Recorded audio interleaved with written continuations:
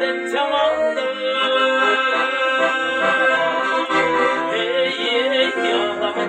Ey adamlar, kalabanın çarşılı, kıçtığı bolu ülkündü, olmasa dem kasçılı.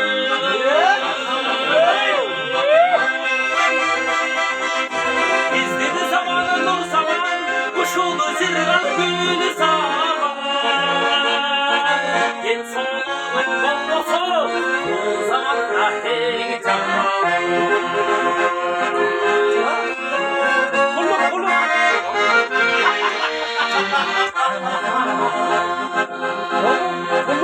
Ey adamlar kaynana tüngülü, tüngülü öldür sürgülü, ömrü kurdur bir kele, tabir getir, caşoğu barkın bilgiyle. Ey adamlar, kalabanın gen solunun dolmasa, kanımı deyber kormalı. Bizden zamanı nur zaman, kuşulu zirganı gülü zaman.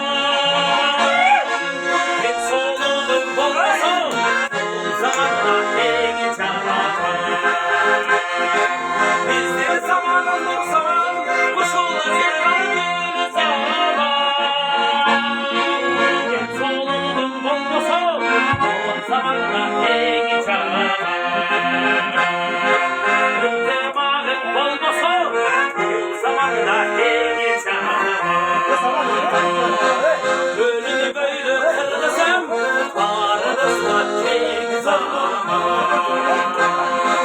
Tündük düştük olmalı, aramızda bir zaman.